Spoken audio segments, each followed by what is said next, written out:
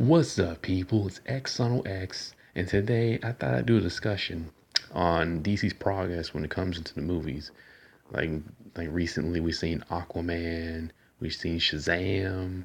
Who knows what other DC characters are gonna pull out that's never been used before? It's been completely underrated all through all these years. I mean, these characters are really, really old, folks. I mean, they come way back in the 60s, 70s, 80s, and some even from the 90s. I think Superboy came out in the 90s, and I think about it, because I do remember seeing a few, like, posters of his comics. And, well, I've never been particularly interested in Superboy. I mean, by that I mean interested in his comic book, don't get me wrong. But, I feel like in other adaptations, such as, like Young Justice, and, that opens up room for more characters to make appearances because we have a bunch of DC characters that have never ever been in any kind of adaptation before. And I think that this is the kind of era we're living in where we're going to see underrated characters hit the big screen. People, isn't that happy? You might even get to see a film of Lobo or see a film of, more characters of Catman, although I think that's kind of weird.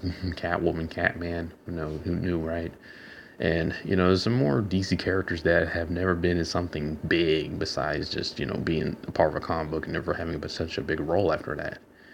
I mean, some of these characters that are really, really popular, they might even start to get their own, I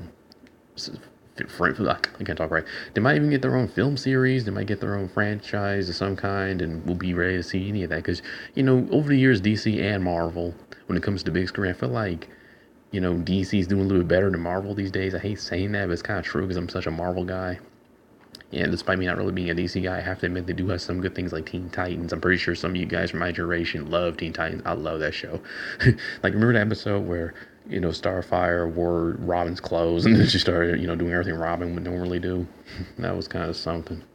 That's such a memorable show from Kids WB. I miss that stuff. I'm pretty sure some of you people miss that stuff too. It was so epic, and I'm just like, I could watch that all day long. It's so nostalgic. That's the word I'm looking for. But like I said, they have some other characters that they've never used before, and I feel like because of doing things with characters that have never really been on screen, I feel like that's opened up new doors for DC. Like they're opening more room for characters that have never, besides Batman, Superman, whatever. They use them ones that's never been like Vixen, Like I'm pretty sure some of you people have heard of Vixen. Like she had her own little mini series, I remember. It's not really long, but it's kind of okay, you know what I'm saying? Like after, look watching all that other stuff. And Solomon Grundy. I think he did have his own comic book arc. Yeah, he had his own comic arc. I remember Solomon Grundy, but he's kind of like equivalent to Incredible Hulk from the Marvel comics, of course. But I feel like when it comes to movies and stuff, DC's doing pretty good at things like that, and they're opening more characters. Leave some characters in the comments below of more that you'd like to probably want to see on screen, because I feel like maybe like DC compared to Marvel, because Marvel, unfortunately, I hate to say this, but Marvel, I mean then again, maybe they're both doing good in the screen, but I don't mean to diss Marvel because I am a Marvel guy and it's sad for me to diss my own favorite company. But no, it's just that Marvel, they've produced a lot of good things, and I feel like they're doing good film wise too, even with some of the adaptions. But like I said, I feel like maybe DC's got a little bit ahead. I mean, let me know who you think is more ahead, Marvel or DC. Just let me know in the comments. Because to me, I feel like both of them are going up there, but because DC's using characters that have never been used before, I feel like maybe they're getting ahead probably because the momentum that Marvel and DC took when it came to making these big movies, and then story arcs in the comics. I feel like they're bringing that straight on the screen. And because like in the '90s, the Infinity War started from there with Thanos and his I forget his female assistant. I think her name is Taraxi or something like that. They're both aliens, of course. Everybody knows Thanos. Who Thanos is? It's kind of weird for me to mention him. And I put a picture of DC, isn't? But my point is that Thanos, he's basically been this villain that, well, at least in the comics, that he wanted to, because he has the Infinity Gemstone, and that gives him a lot of power, so he has a lot of control over a lot of things, and Avengers have to go and stop him because they want him to be controlling everything like that.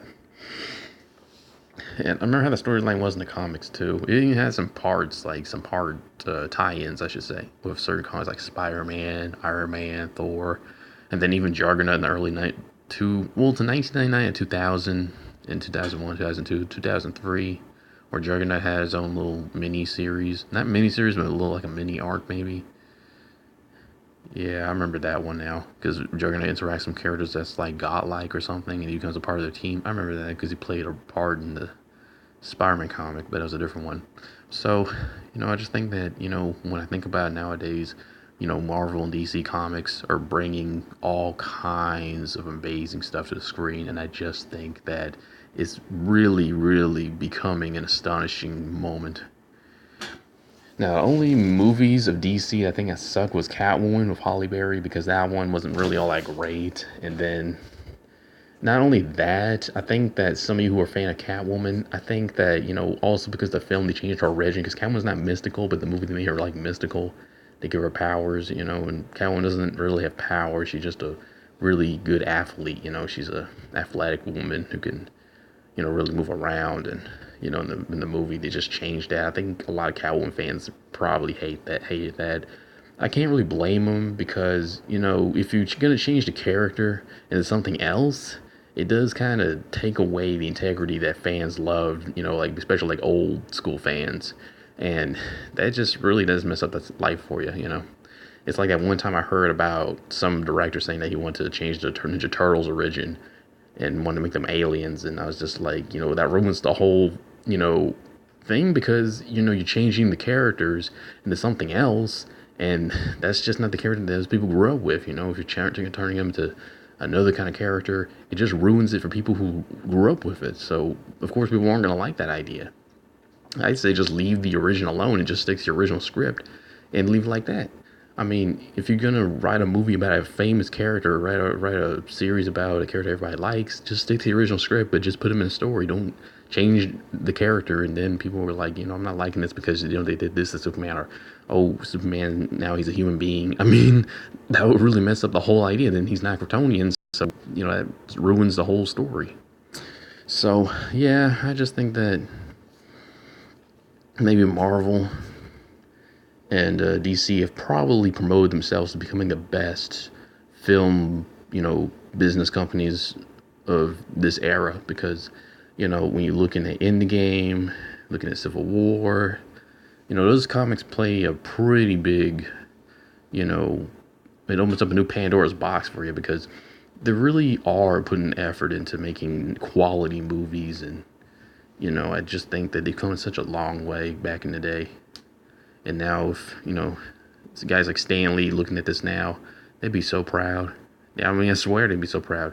And you can't deny that the progress that they've made. So this much, especially in a movie called Suicide Squad with Will Smith playing Deadshot.